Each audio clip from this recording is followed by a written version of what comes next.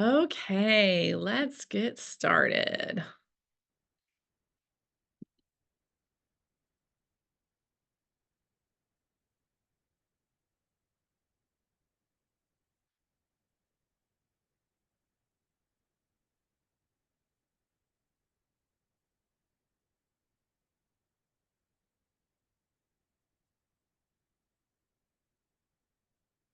Awesome. Okay, let's get started. Welcome to November 2024 Industry Update. I'm so excited to go over all this awesome info with you. And of course, if you have questions, put it in the chat or text me and we can talk about them later as well. And let's get into it without further ado. So I love to do these industry updates because, of course, perspective, right? That's the power of data. That's the power of understanding the market at a high level is it gives you hope and it gives you a strategy. It's just like they say, you know, the economy does not dictate your future. It's your strategy and the way that you approach that dictates your future. Oh, hence, here we are. The economy doesn't dictate your success. It dictates your strategy and how you communicate.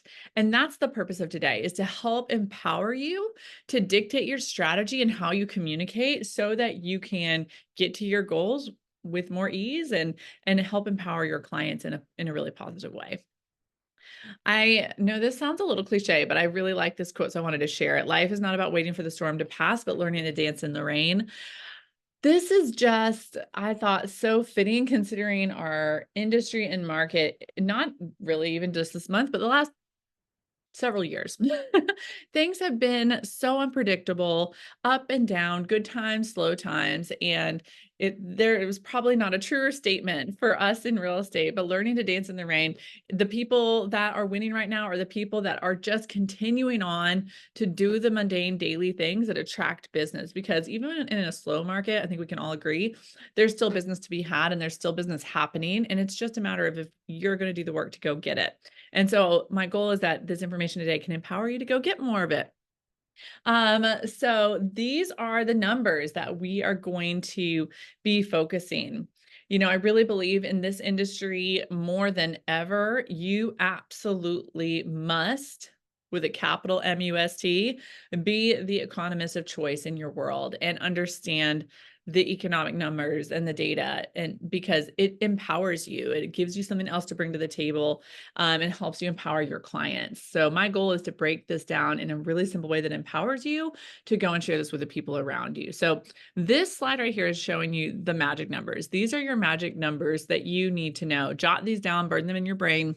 Every month, these are the numbers to know 2246. So, in an ideal world, this is what we're shooting for and measuring against. The ideal economic situation is to have GDP to be around 2%, inflation around 2%, real estate appreciation at 4%, and unemployment below 6%.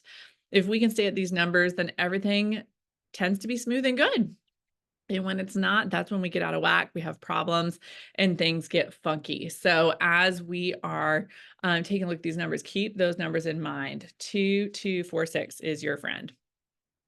Okay, so with that being said, let's take a look at the GDP and what this means for you. So I do think it's really important to, like, I don't know about y'all, but I really did not understand GDP like at all until I was in real estate.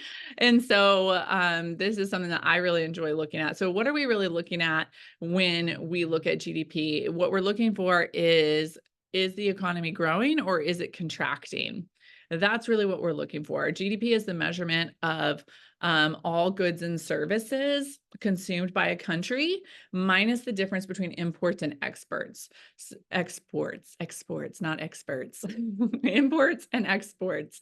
We want GDP to grow on an annual basis. And of course, because we want businesses to improve, houses to be worth more, to be able to pay employees more over time and keep up with natural inflation. So with all that being said, this shows you annually GDP for all of the years. Of course, this goes through 2023, where we are. So we ended 2023 at 2.5. as of this month, our GDP is sitting at 2.6. So there really hasn't been a huge change in GDP year over year. If you remember, the goal is 2% growth in spending. So it's slightly up, just a smidge. It was 2.5 last quarter, and it was 2.5 year over year. This has a lot to do with the cost of money. This is a measure of the growth of our economy, and we want it to grow at a rate that consumers can keep up with. So spending has slowed down. The earlier part of this year, spending was higher, and it has slowed down. And it's interesting because if people would save and not spend right now, it would help our economy. It's hard to get people to do that. But the fact that GDP is where it is showing that growth is still strong, and that's where we're at. Now, this is from Goldman Sachs. They have some really great analytics that I wanted to share with you guys today. This is the GDP growth, as you can see, January 23, and then their predictions going into 2025. And I'm going to read something to you that is straight from Goldman Sachs. I thought it was just helpful information. So basically, they said the world's largest economy, which is us, is forecast to outperform economists' expectations again next year in 2025. The U.S. economy is in a good place, writes David Miracle, chief U.S. economist in Goldman Sachs Research. Recession fears have diminished, inflation is trending back towards 2%, and the labor market has rebalanced but remains strong. Goldman Sachs Research predicts U.S. GDP will grow 2.5% on a full year basis. That compares with 1.9% for the consensus forecast of economists surveyed by Bloomberg. So in layman's terms, they're predicting a really healthy 2025 for our economy, with spending and inflation trending back down. So that's good news for us. Definitely good news. Let's take a look at inflation. Inflation, now, of course, this again is throughout the years, right? So this is predicting into 2025. This is where we have been kind of sitting around here, where the predictions over the summer, we were sitting at about 3.9 or so. Currently, inflation is at 2.6%. That's up slightly from September, but down overall from 3.54%. That's what you're looking at right here. So 3.4% year over year is where we were. So we're down a good bit, which is a great thing. That means this is all about affordability, right? We want inflation to sit around 2%. You always want some inflation, because if you didn't have any inflation, things would be stagnant. But this is getting us to a really healthy place, which is exciting for 2025. I know it's definitely felt like kind of like slow going, if you will. But I still think it's exciting to see. This is core inflation from Goldman Sachs. It's returned to most of the way to 2.2%, like we just talked about, which is the ideal place that we want to live. One thing I thought was interesting about this graph that I just wanted to point out, you can see the different color codes of how they're tracking different types of inflation. The green is housing. So as you guys can see, we're still trending down. However, we are on the higher end of all of the different types of inflation. And I'm sure you guys are feeling that, right? In housing prices, talking with your buyers, talking with your sellers. We all know sellers are more resistant right now to going down in price. Buyers are more demanding of not paying as much. So it definitely is an interesting time right now when it comes to that. And this makes me think of something that we talked about a few months ago, which is called greedflation. We're not calling anybody greedy, but it's just the phenomenon that typically happens, that when prices go up, let's just say looking at the housing market, right? Prices go up. Even when things are where buyers, the demand is showing that people don't want to pay that price, it's just slower. People who have raised prices in any industry, not just housing, in any industry, typically prices tend to be stickier up, meaning they go up like rockets and come down like feathers. Easy way to think about it. Do we think the housing market is going to just like drop in price? Absolutely not. I think we all know that prices are probably going to steady out, but they're not going to have some sort of drop in or bubble pop or anything like that. But that's why we're at the top of that inflation situation, because things are sticky up and then come down like a feather. So that's what we're looking at for inflation. Let's talk a little bit about unemployment levels. So this is another chart that I thought was just interesting. Like, we've seen unemployment charts before. And remember, you want unemployment to be at 6%. So this, I just thought this was interesting because it shows different like sort of reasons or high points. Like look at April 2020, we're at a humongous unemployment, 14.7%, right? And then we've trended way down, which um we're still sitting very low, right? October 2020, October 24, we were at 4.1%, slightly, very slightly up over the past few months, but generally very low. And the thing that's interesting about this is I feel like we think about unemployment, it's like, oh, we want everyone to have a job. But ironically, like when you get below 6% employment, it actually tends to mean that all the people that want to have a job have a job. And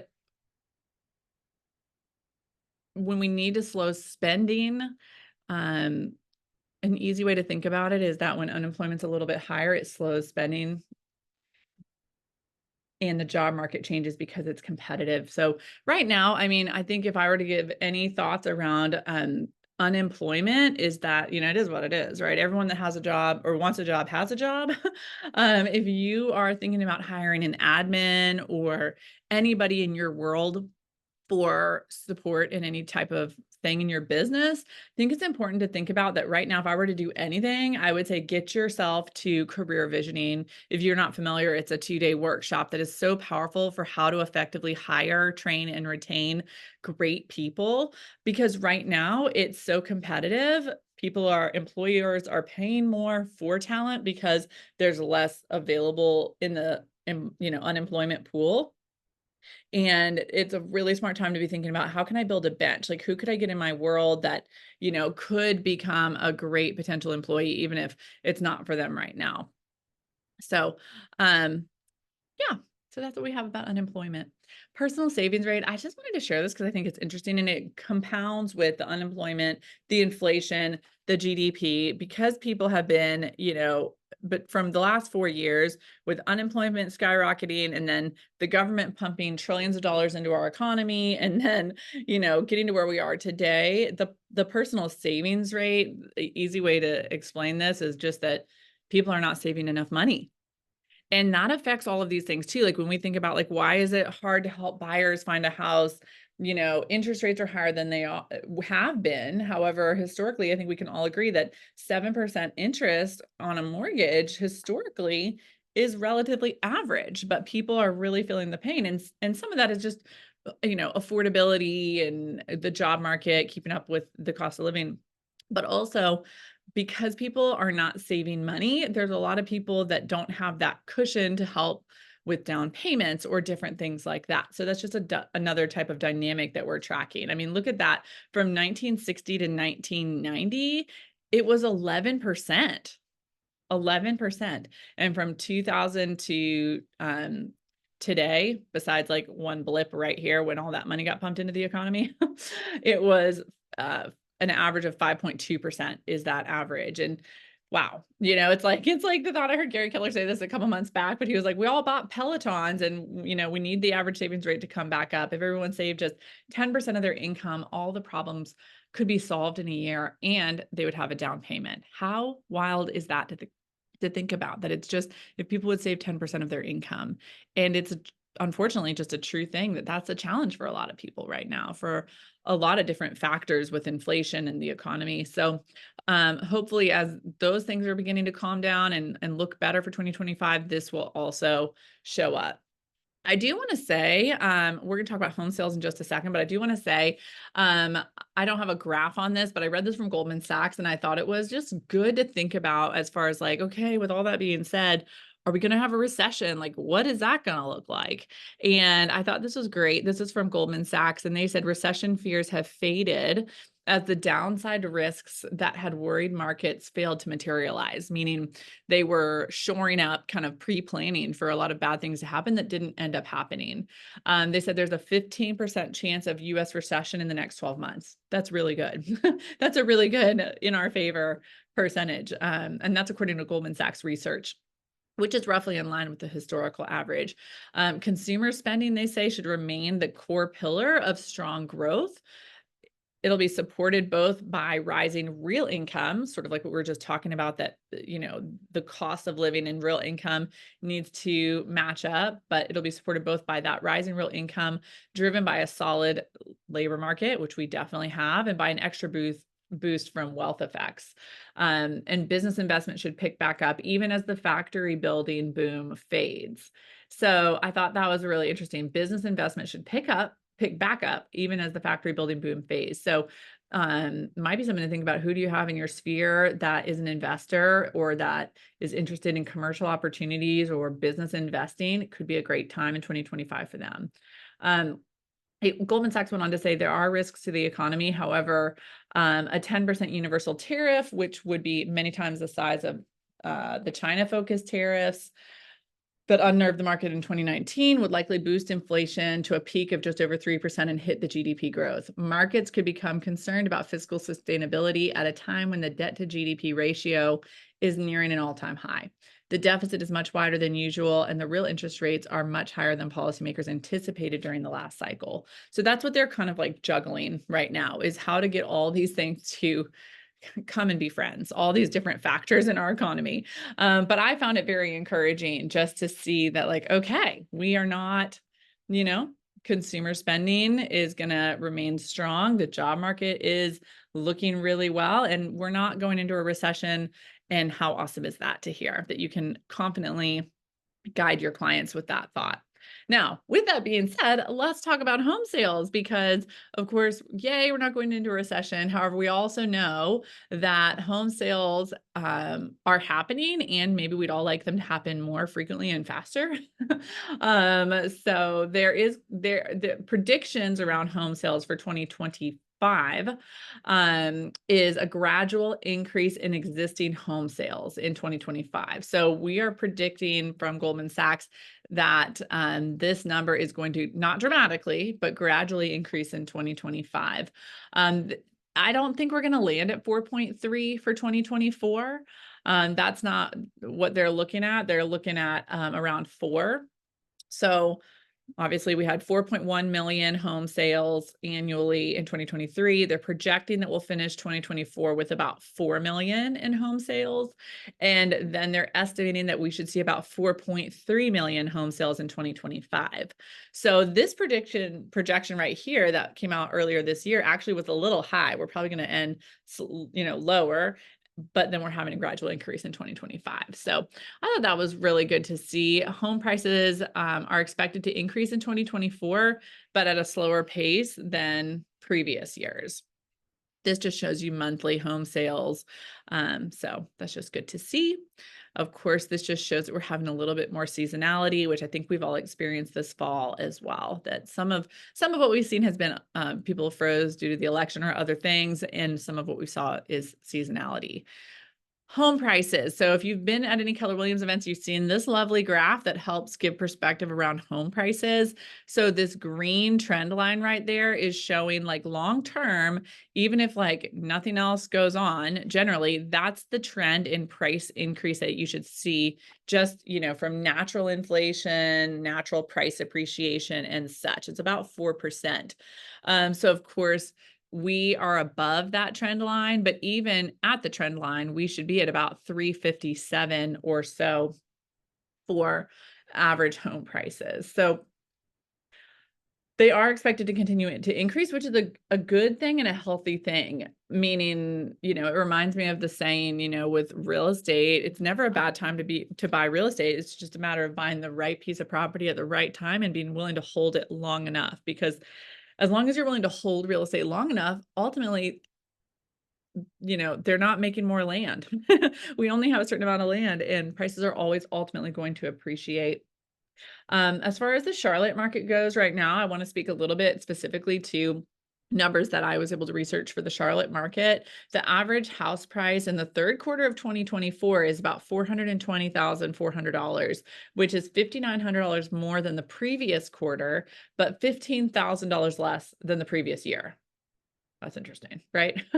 So, it's Interesting, right?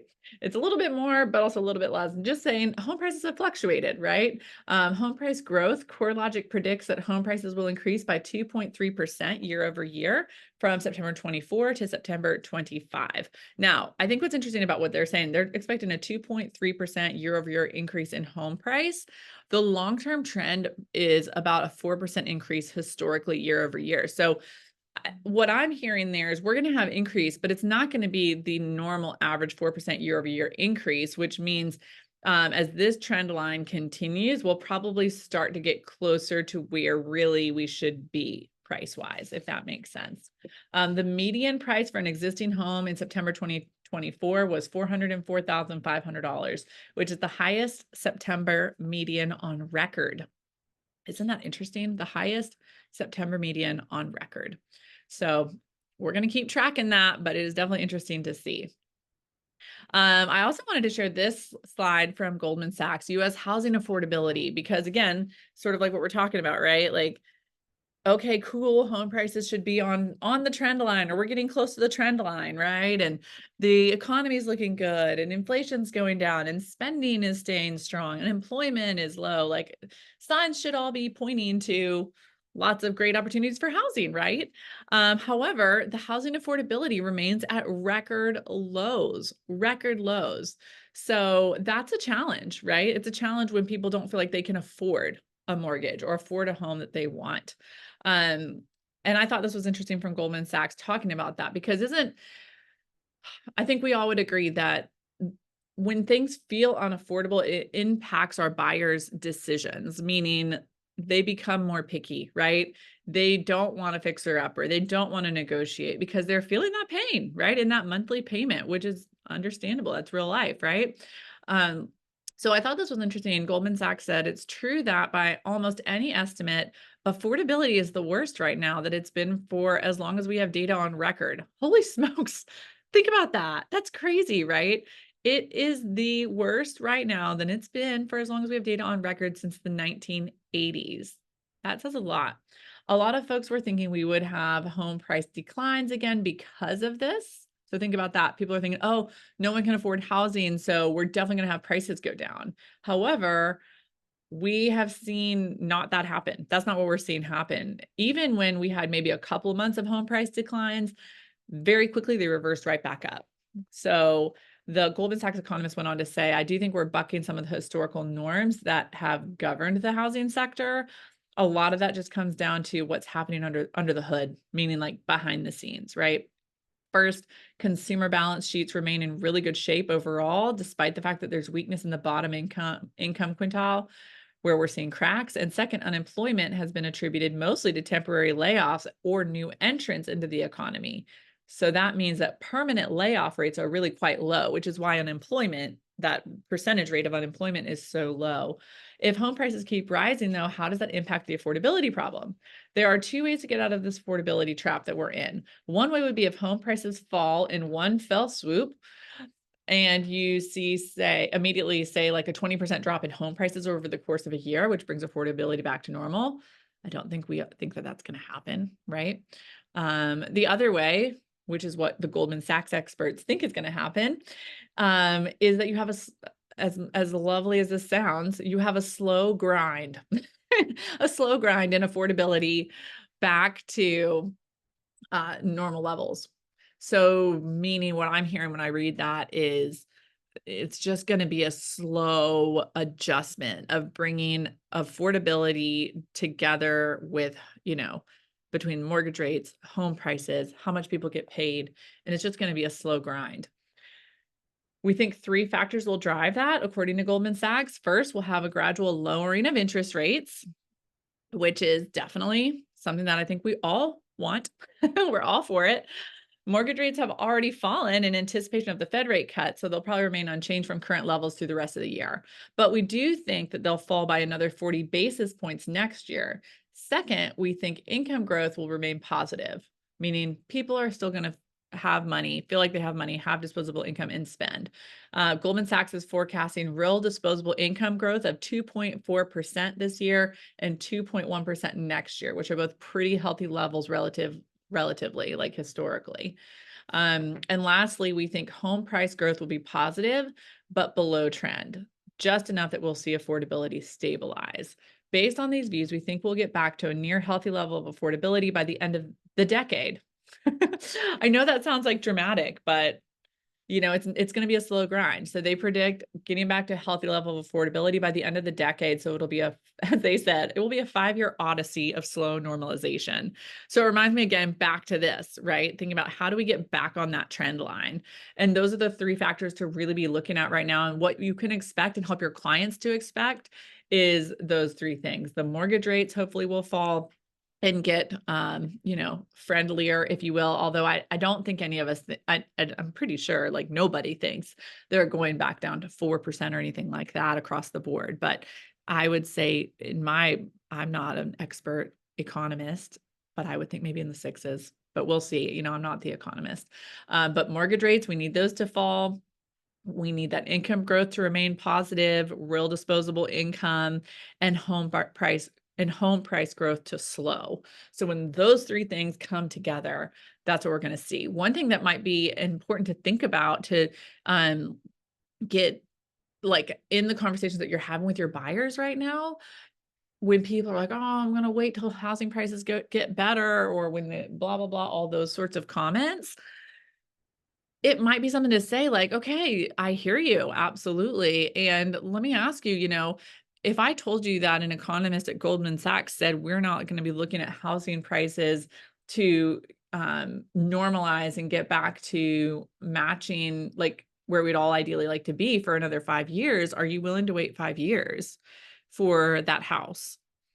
If you're not, then let's instead of talking about the purchase price of the house, let's talk at the monthly affordability rate. Like, what can your mortgage payment be that you feel good about? And then let's get you there so that, let's say for first time home buyers, right? So that you can get in the game, so that you can have equity, so that 4 or 5 years from now, as things begin to normalize and we we make the 5-year odyssey to slow normalization, you can have all that equity, right? That's what it's about. It's helping people wrap their heads around that this is not 2008, this is not a bubble. And even as we do predict that housing prices are going to start matching up with housing affordability, it's not going to happen overnight. So I think that that's an important thing to be looking at. This is just another graph on home prices, annual appreciation, talking about exactly what we saw from Goldman Sachs. So, okay. Oh, I forgot I had this slide in here. I already talked about the recession.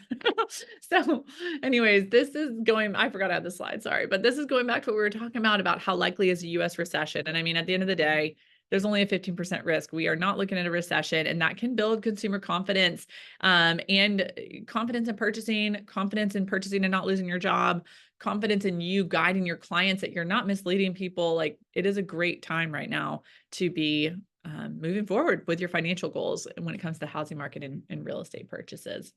And I really think when you think about housing prices and the recession and what we just talked about on this other slide with home prices and everything is something, a talking point that you can have with your clients is the cost of waiting to buy. I heard this script from Ben Kinney and I just absolutely loved it. So I'm going to share it with you, and I can also send this actually typed out to you all as well, for those of you that are on.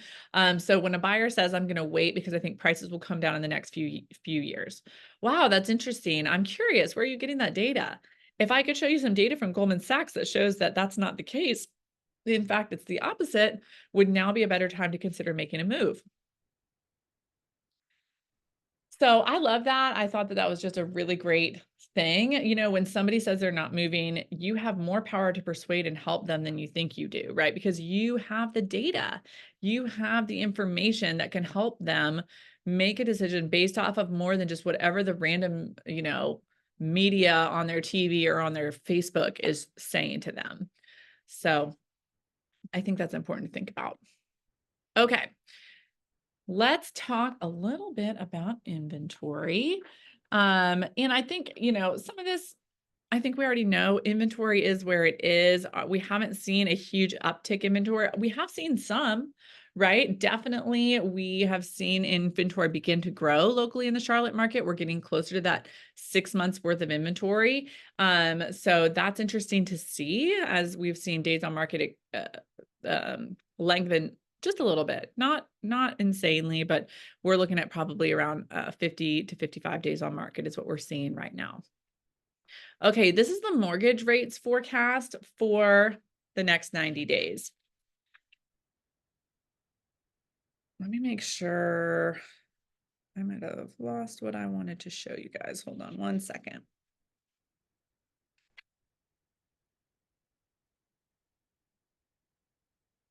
Okay, I don't know what I was going to show you. I can't find it in my notes, but that's okay. We can still talk about this. So, mortgage rates as of today are 7.4%. I don't like to comment on mortgage rates in general because I'm not a loan officer and none of us have a crystal ball. However, it's really interesting to see, even like this was the 2023 low, 6% for February, 6.09%. The high in 2023 was 7.79%. And we have twiddled along here, staying in the sixes and the sevens, 7.4. I definitely do think when it comes to lending right now, it has been really exciting. First of all, if you have clients that are interested in new construction, there's so much opportunity there for new construction lending to get a really low interest rate, like in the 4s and 5s. I've seen that happening. I think you guys probably are aware of that. But also, I do think that we're going to continue to see more lenders offering incentive programs. And I was just talking with a lender the other day, talking about their like the lender is purchasing down the points built into the loan. So things like that that can help people with affordability right now. This is just another chart that I thought was helpful for perspective to see. I don't know why there's this green line, but that's okay. Oh, it's me. Am I drawing? Okay. Anyways, that's weird. I don't know where that green line is coming from. Okay, it's okay. But anyways, you can see the average 30-year fixed rate from October 23 all the way through 24. And it just gives you perspective, right? Because we've really just hovered in that same world with slight upticks one way or the other.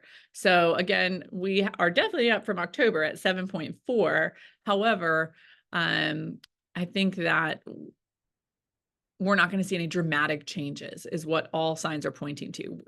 Everything I've heard is we're probably still going to be sitting in the sixes, for at least the first quarter of 2025. So we shouldn't see a huge change there. Okay.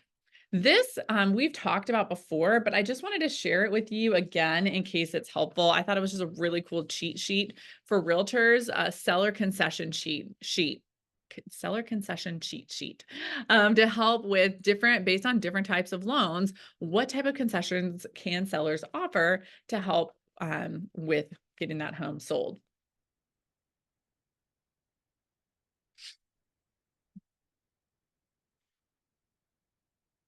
Okay. And the last thing I just wanted to mention was just this thought: fear makes the wolf bigger than he is, and this, I just think really, if we think back to the last since July, right? When the lawsuit was coming out and we were moving into a new era of how buyer's agents get paid and all of the things. It's really interesting to see that, there was a lot of panic and now everything is adjusting well. I think we would all agree, like agents are still getting paid, like the sky has not fallen. And this is just such a great example of, as we think about moving into 2025, like, yes, is it time to skill up and prepare? Absolutely. It always is. We have a runway of time to prepare for any changes coming in 2025, continue to adjust to what's happened in 2024. However, with all that being said, 80% of the things you worry about never even happen. And then the 20% that you do worry about, you probably can't change anyway. That's from Zig Ziglar. So we'll see all sorts of things happen in the pending changes, right? With people getting in out of the industry, some people not knowing how to talk about buyer agency, other people having a really professional presentation. There will be lots of opportunities. And I think we've seen this to negotiate between buyers and sellers, which I think is the part that people didn't really expect fully in the 6 months ago with the NAR lawsuit changes was that it actually has opened up a lot of opportunity for buyers agents to choose to get paid what they want to get paid and be able to ask for that and be an expert negotiator around that, because now more than ever, we have more control and we get to decide what we're worth and negotiate with the other side to decide how we get paid. And that's a great thing. I did want to share this script from Ben Kinney, and then I have one last thing to share, and then we're pretty much done. Wanted to keep it kind of simple for today. And then next month in December, I'm going to have a more in-depth market predictions for 2025 after I lean into a few things from some experts I follow. But this commission script from Ben Kinney I thought was really good, so I just wanted to bring it up again in case it's helpful to anybody. So let's say you've got a seller that's, saying, I don't want to pay commission or whatever, or why do I have to pay that buyer's agent? Or they ask if someone asks, what do you charge? You say, what my data shows is that Debbie, is that 95% of all buyers are currently represented by a real estate professional. So if you want to market your home to the largest pool of buyers, which is going to generate the most activity, the highest price, the most net for you, it's important that we deploy a marketing strategy that markets your properties to those agents that have pre-approved active buyers. So separating the listing side commission from the buy side commission is a really good way to get the consumer out of the mind that such and such is charging 6% to sell this. So I just thought that was a great script that can help with navigating those things. And then I also, make sure I don't forget anything. We already know that. We just talked about that. And then this is the proper flow of a buyer consultation. Okay. I'll send these resources to you, but what I wanted to finish off with today is I wanted to share, in case this is helpful. Whoops, hold on. There we go. I'm going to send this resource out to any of you. If you have not yet done your business planning for 2025, we did already hold a business planning clinic ourselves here. However, I know not everybody was able to attend. And so if you've not already done your business planning, this business planning packet right here is absolutely phenomenal for helping you make a not just like an idea of what you want to do, but like a clear game plan. How am I going to get to X, Y, and Z and make 2025 better and different than 2024. I think we all know that the definition of insanity is doing the same thing over and over again and expecting different results. And that's what this business planning packet can do. I'll just give you a few sneak peeks in here. There's a short-term plan. It helps you break down your transaction goals. What were my last year's results with closed deals, days worked, prospecting hours, and what do I want it to look like next year? You've got a month-by-month production planner. You've got a 10-10-10 daily tracking form to help you get after it and really pinpoint. Because I think what happens a lot of times, you've got a spot to track projects and operations. You've got a marketing plan typed out for you. I think what happens so many times is that it's easy to set a goal, right? It's easy to be like, I want to sell 30 houses next year. But we are so many times are not clear on like what needs to happen differently. Like if you didn't sell 30 houses this year and you want to sell 30 houses next year, what needs to happen different? Because if you do the same thing you did this year, you're not going to hit it, right? You got to look at that growth plan. And so I'll send this link out to you so that you can track this and fill this out for yourself. And then I would love it if you want to share it with me. It also has a really awesome net worth tracker in here as well to help you with really pinpointing, not just like, how do I sell more houses, but how do I actually reach my financial goals at the same time? So there's tons and tons, like this is a thick booklet, but it's worth it. Print it out, use it for yourself. And I'll send that out along with a couple of scripts and the seller concession cheat sheet in case you want it as well, so that you can really empower yourself. That's it. That's it. Like I said, I'll send the scripts to you. That's all we have for today. Thank you for being on. And I hope you feel empowered knowing where we're at in the data and what this looks like with the recession, or lack thereof, with the recession fears, affordability, what things are looking like for the consumer, and how you can help empower your consumers knowing what things are likely going to look like in 2025 and for the next 5 years. So if you have questions, shoot me a text and I'll send out all these resources really soon. Thanks, guys.